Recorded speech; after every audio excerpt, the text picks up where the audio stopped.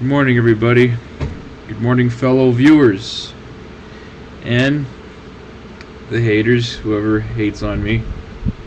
I give you shout outs too, because, well, haters, you know who you are, but let's not get into them. Anyway, you're watching a morning's edition of Happy Friday. And we start with TNA news. Scott Steiner seems unlikely to be able to attend this year's taping of Slammiversary due to his serious injury he sustained in one of his matches. He and his brother Rick were scheduled to take on Team 3D. However, due to the circumstances, Scott have as of now, things could change if TNA decides to replace him, which is possible. And moving on to an issue that's been really getting under my skin lately, and this has been happening for years now. Here's the thing, why must they always have some big 7'3" dumbass like Khali going around beating up and bullying all the smaller wrestlers like Rey Mysterio, Super Crazy, Funaki? They're just having Funaki just get beaten up every night. I'm surprised they haven't even fired him yet. I kind of wish they would, so Funaki would go to TNA. I wouldn't mind seeing him in TNA. I mean, I think before Funaki used to be a decent wrestler, but now he's been reduced to shit, man. There's no credibility in him at all.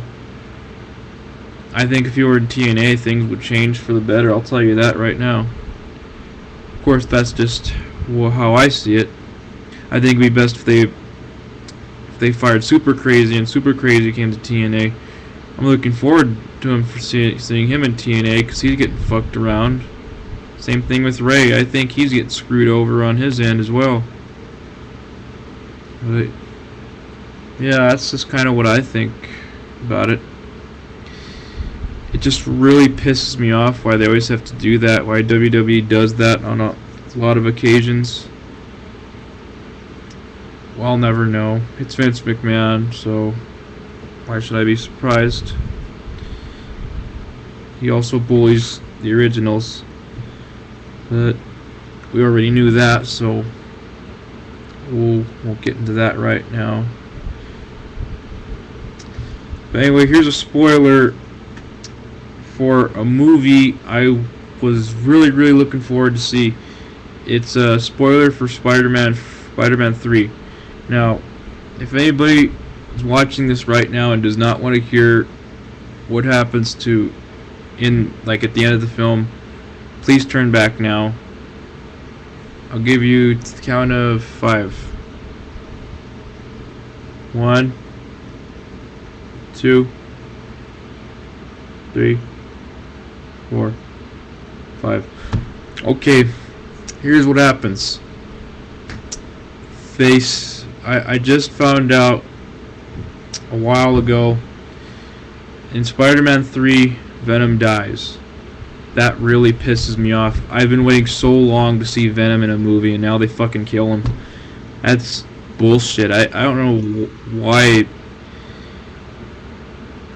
It's stupid. I mean, Venom, of course, starts as a bad guy, but he doesn't stay as a bad guy. He becomes a neutral.